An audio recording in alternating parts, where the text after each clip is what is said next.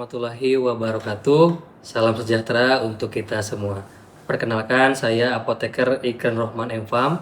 Saya adalah dosen rumpun bidang ilmu farmasi pada Fakultas Farmasi Universitas Yayasan Pendidikan Imam Bonjol Majalengka.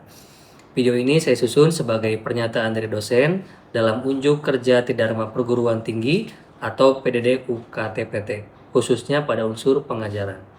Dalam video ini, saya akan memaparkan pelaksanaan pembelajaran pada mata kuliah praktikum farmasi fisika yang mencakup aspek delivery, interaction, dan assessment. Praktikum farmasi fisika merupakan mata kuliah praktikum yang melatih mahasiswa mengukur, mengolah, dan mengevaluasi parameter fisikokimia bahan serta sediaan farmasi. Materi praktikum meliputi mikromeretika, kelarutan, sistem dispersi, emulsi atau HLB, viskositas, dan reologi, serta stabilitas sediaan. Melalui praktikum ini, mahasiswa diharapkan mampu menerapkan prinsip farmasi fisika dalam pengujian mutu, pengembangan sediaan, dan interpretasi data laboratorium secara ilmiah, aman, dan bertanggung jawab.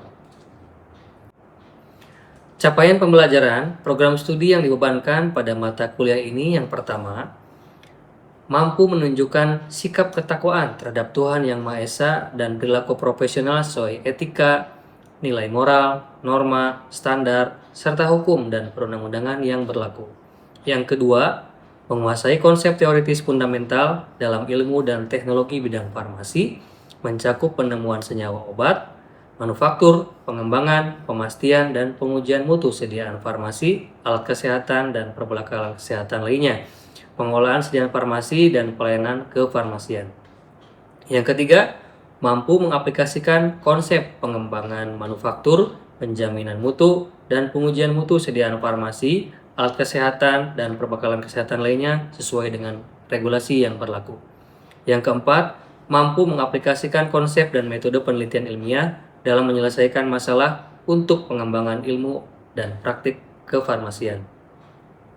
Untuk capaian pembelajaran mata kuliahnya, yang pertama, mahasiswa mampu menjelaskan prinsip fisikokimia yang mendasari mikromeretika, kelarutan, sistem dispersi, HLB, viskositas, reologi, dan stabilitas pada bahan atau sediaan farmasi. Yang kedua, mahasiswa mampu melakukan pengukuran dan evaluasi parameter fisikokimia bahan atau sediaan farmasi melalui percobaan laboratorium secara tepat, aman, dan sesuai SOP. Yang ketiga, mahasiswa mampu mengolah, menganalisis, dan menafsirkan data hasil praktikum untuk menilai mutu, karakteristik fisikokimia, dan stabilitas sediaan farmasi.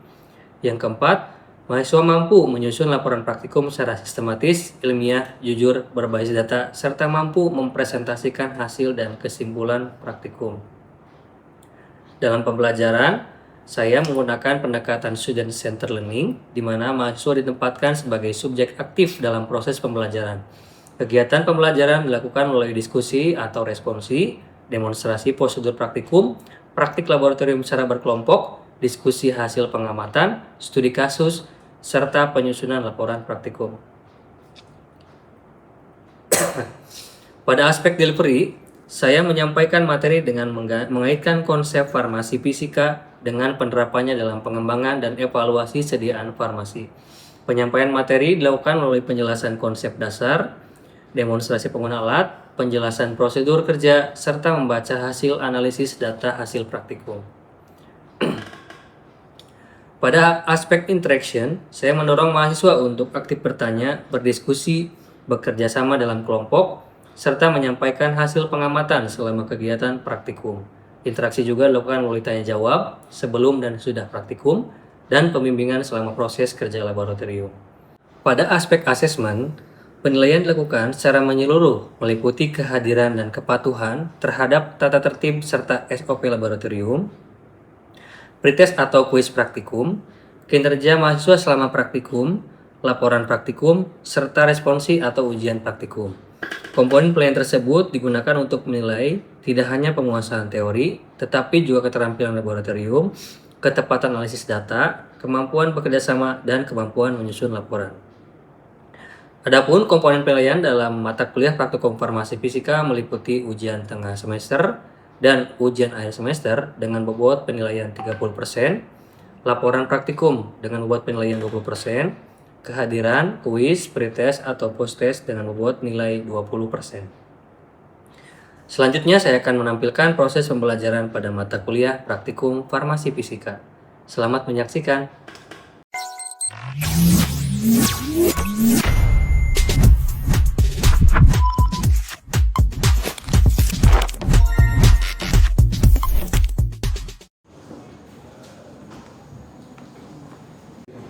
Bismillahirrahmanirrahim. Assalamualaikum warahmatullahi wabarakatuh. Waalaikumsalam warahmatullahi wabarakatuh. Selamat pagi teman-teman. Gimana? Sehat? Kita kembali lagi ya bertemu di praktikum farmasi fisika di pertemuan 10, yaitu tentang reologi dan viskositas menggunakan metode Brockfield. Baik, sebelum kita ke praktikum agar lancar dan juga tidak ada kendala, mari kita berdoa sesuai kepercayaan masing-masing. Berdoa dimulai.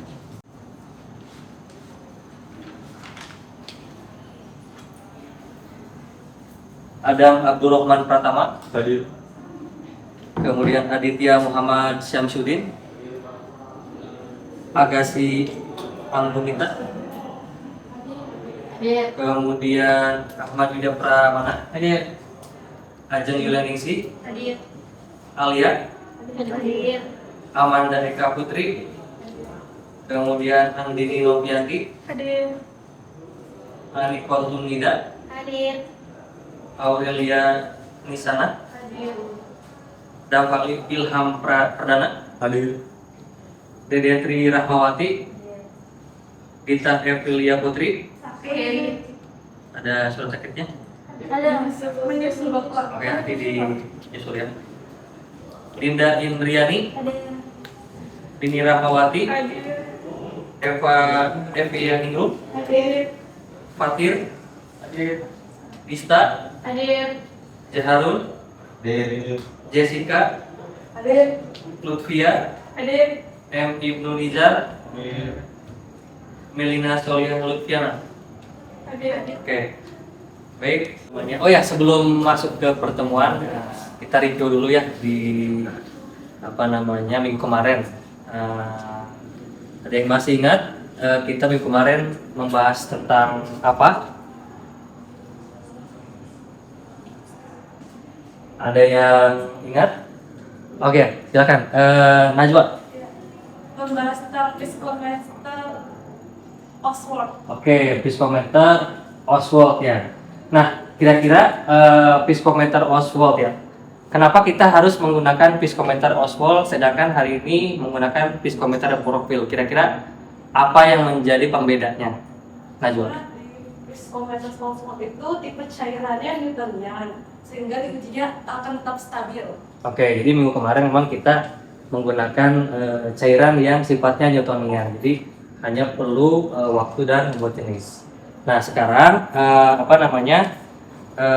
kita nanti akan masuk ke menggunakan metode Brockfield, di mana Brockfield ini nanti sampel yang digunakan adalah cairan non Newtonian. Nah, ini sekedar review sebentar ya. Jadi nanti ada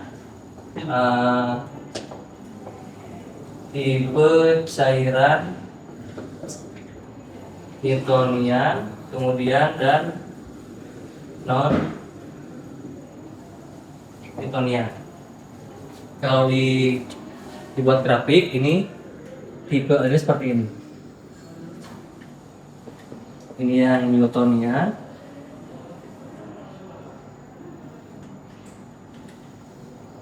Ini yang non Newtonian yang dua ya. Kalau yang ini tipe pseudoplastis, di mana nanti kalau misalkan semakin lama dikasih gaya geser itu semakin encer. Kemudian yang kedua adalah tipe dilatar, di mana kalau dia dikasih gaya itu lama-lama semakin kental. Nah, yang ini dengan yang ini nanti kita akan praktekkan menggunakan viskometer Brockfield.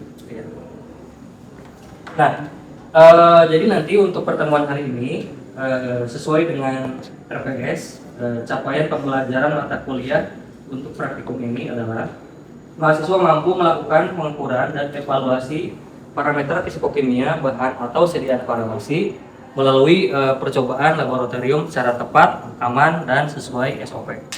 Kemudian mahasiswa mampu mengolah, menganalisis, dan menafsirkan data hasil praktikum untuk menilai mutu, karakteristik fisikokimia, dan stabilitas sediaan farmasi. Untuk sub CPMK-nya, mahasiswa mampu mengukur viskositas dengan metode Brockfield serta menjelaskan perilaku reologinya berdasarkan data pengukuran. Kemudian untuk tujuan praktikum hari ini itu mahasiswa mampu menggunakan viskometer Brockfield dan menjelaskan perilaku reologinya. Oke, itu untuk CPMK, sub CPMK, dan tujuan praktikumnya. Selanjutnya kita akan masuk ke praktikum hari ini. Sebelumnya nanti saya akan mencoba menjelaskan bagaimana cara menggunakannya. Untuk pertama mungkin kelompok 2 dulu ya, sini pakai kelompok 2.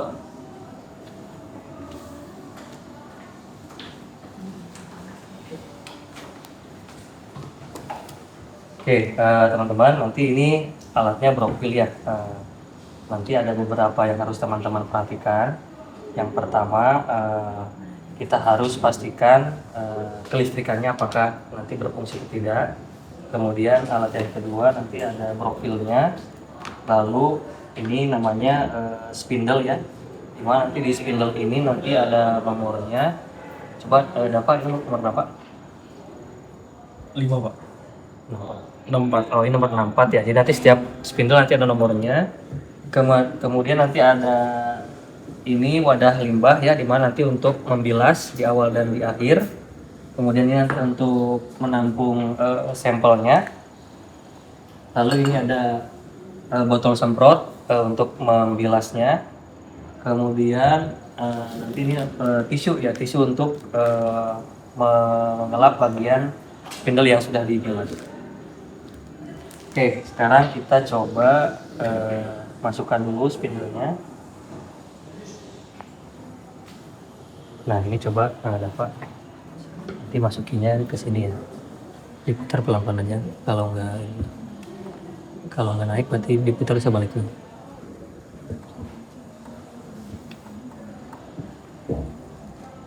Oke, cukup. Nah, ini nanti spindlenya dipasang seperti ini ya. Nanti teman-teman perhatikan saja putarannya. Kalau misalkan ke sebelah kiri ternyata dia tidak naik, berarti ke kebalikannya gitu ya, sampai naik. Oke.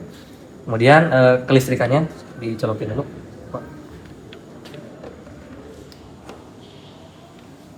Oke, di sini sudah coba dinyalakan tombol on-nya. Nah, di sini ada di monitor ada speed. Di sini 100 ya, 100 RPM kecepatannya. Kemudian di sini ada spindle untuk mengatur nomor spindle yang kita gunakan. Kebetulan tadi yang kita pasang itu nomor 64 ya, jadi tidak perlu naik turunkan. Kalau misalkan ternyata dia beda, tinggal dipencet. Kalau mau diturunkan tinggal yang ini, tombol yang bawah. Kalau misalkan mau ke ataskan tinggal dipencet yang atas. Oke. Kemudian yang ini yang tulisan CP itu berarti menandakan kekentalannya ya. Yang persen torki adalah seberapa pergeseran atau gaya gesek dengan si sampel antara si spindle dengan sampel. Nah, itu persen torki. Nah, ini kecepatannya. Oke. Sebelum kita masuk ke pengujian, maka kita harus membilas dulu. Nah, ini caranya. Nanti limbahnya disimpan di sini. Ya. Oke, kemudian nanti teman-teman menyemprotkan bagian tengahnya dari sini.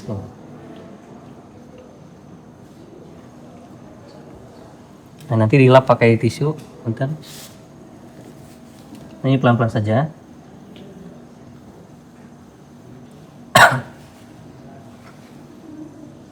Oke, setelah spindlenya bersih, kemudian kita siapkan sampel. Nah, ini sampel yang kita gunakan adalah suspensi ya teman-teman, suspensi paracetamol.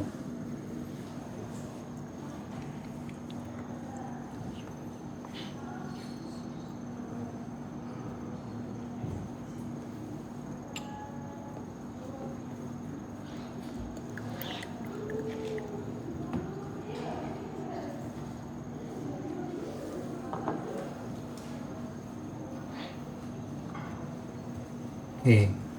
Nah, ini kan spindolnya masih di atas ya. Coba dapat ke bawahin menggunakan ini, putar sampai yang tengah-tengah ini tenggelam ya.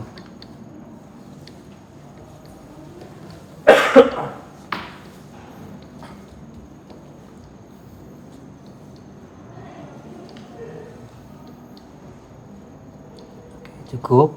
Nah, setelah itu kita nyalakan di sini untuk memulainya. Nah, spindolnya sudah berputar.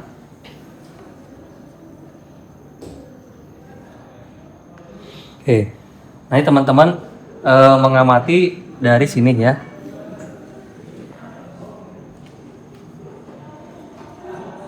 Gitu.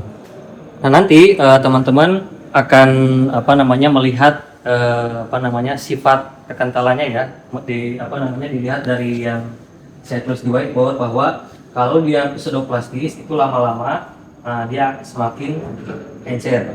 Kalau misalkan dia dilatan, lama-lama nanti semakin mengental. Nah, teman-teman akan melihat dari sini, mungkin bisa dilihat per 30 menit, misalkan 30 menit pertama dicatat berapa kekentalannya, kemudian nanti dilanjutkan lagi 30 menit berikutnya gitu ya. Kalau misalkan nanti semakin kental, berarti itu sediaan ini nanti bersifat dilatan, seperti itu ya. Oke, untuk men-stop yang ini. Oke, berarti ini yang tertera di sini adalah kekentalannya suspensi paracetamol ini ada 294 centipoise gitu ya. Dengan persen torkinya 4,9. Nah, coba dicek di literatur kekentalan suspensi paracetamol itu berapa? Coba ya. Coba dicek.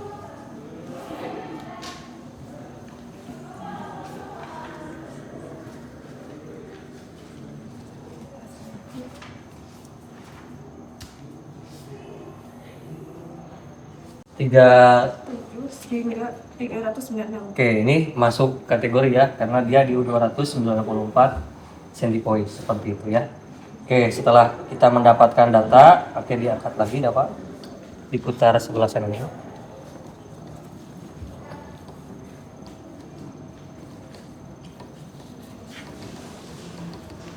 Oke, kemudian sedianya dipindahkan, lalu dibilas akhir. Nah, disemprot dulu ininya di bawah, timahnya dulu. Oke, mau dapat dibilas akhir.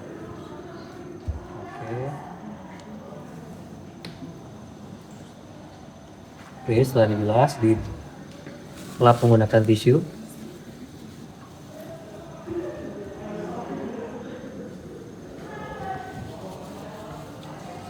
Oke ya. Nah itu jadi nanti dalam menggunakan alatnya, teman-teman harus memperhatikan ya tadi secara ketentuan nomor spindle yang digunakan. Kemudian sebelum menggunakan profil itu harus dibilas dulu di awal. Kemudian pada saat pengujian ini spindlenya harus tenggelam ke bawah di tengah-tengah. Setelah itu nanti di akhir dibilas akhir gitu ya, untuk memastikan spindle yang kita gunakan tetap bersih. Alhamdulillah praktikum hari ini sudah selesai dilaksanakan. Oh iya, ada yang ingin ditanyakan nggak kira-kira? Apakah cukup jelas? Sudah jelas ya? Oke, baik. Kalau sudah jelas, seperti biasa kita ada post test ya.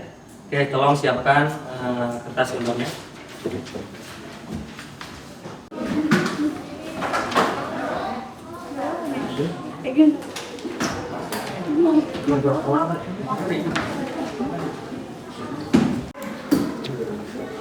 Oke teman-teman, nanti kertasnya sudah ada di meja ya.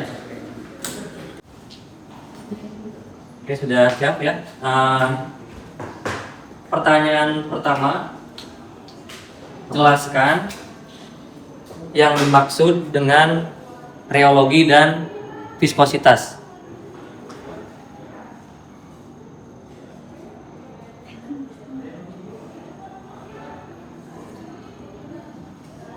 Oke, pertanyaan nomor 2.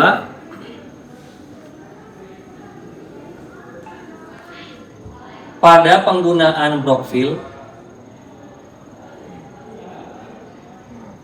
apa syarat utama pemilihan sediaannya?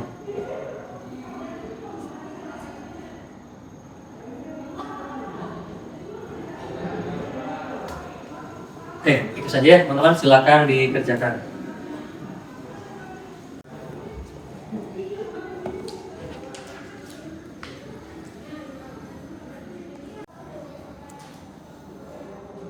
Silakan yang sudah mengerjakan post-test dikumpulkan.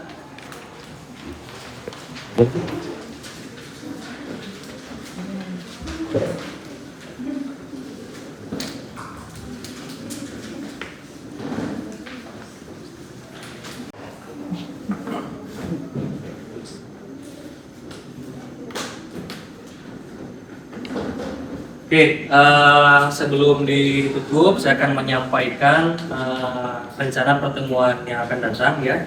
Jadi untuk minggu depan kita akan mempelajari tentang fungsi stabilitas, di mana nanti apakah ada pengaruh dari suhu, kemudian dari hal lain gitu ya terhadap kekentalan sediaannya, seperti itu ya. Jadi minggu depan tentang stabilitas, mohon dipelajari.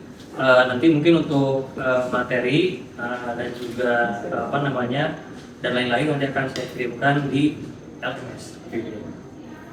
Oke, sebelum akhiri ada yang ditanyakan lagi? Cukup? Cukup ya. Oke, alhamdulillah, terima kasih. Semoga hari ini ilmunya bisa diserap dan juga teman-teman tetap menjaga kesehatannya ya. Oke, assalamualaikum warahmatullahi wabarakatuh. Waalaikumsalam warahmatullahi wabarakatuh. Demikian video pelaksanaan pembelajaran ini saya sampaikan. Semoga video ini dapat memberikan manfaat dan menjadi bahan penilaian yang baik. Sebagai penutup, saya berharap video pembelajaran pada mata kuliah Praktikum Farmasi Fisika dapat memberikan gambaran mengenai upaya saya dalam melaksanakan proses pembelajaran yang tercerna, interaktif, aplikatif, dan berorientasi pada capaian pembelajaran mahasiswa. Melalui kegiatan praktikum ini, mahasiswa diharapkan tidak hanya memahami konsep farmasi fisika secara teoritis, tetapi juga mampu menerapkannya melalui keterampilan praktikum, ketelitian dalam pengamatan, kemampuan menganalisis data, serta berpikir kritis dalam memecahkan permasalahan yang berkaitan dengan bidang kefarmasian. Saya menyadari bahwa kualitas pembelajaran perlu terus ditingkatkan sesuai dengan perkembangan ilmu pengetahuan, teknologi, serta kebutuhan dunia kerja. Oleh karena itu, saya berkomitmen untuk terus mengembangkan metode pembelajaran, memanfaatkan media pembelajaran yang relevan, serta melakukan evaluasi secara berkelanjutan agar proses pembelajaran menjadi lebih bermakna bagi mahasiswa. Pada kesempatan ini, saya menyampaikan terima kasih kepada seluruh pihak yang telah mendukung pelaksanaan pembelajaran ini, baik pimpinan di institusi, program studi, rekan sejawat, tenaga kependidikan, laboran, mahasiswa, serta seluruh stakeholder yang telah memberikan dukungan dan kontribusi dalam peningkatan mutu pendidikan. Ucapan terima kasih juga saya sampaikan kepada Direktorat Jenderal Pendidikan Tinggi, Sains dan Teknologi atas dukungan dan kebijakan yang terus mendorong peningkatan profesionalisme dosen serta mutu pendidikan tinggi di Indonesia. Terima kasih atas perhatiannya. Mohon maaf bila kesalahan. Wassalamualaikum warahmatullahi wabarakatuh.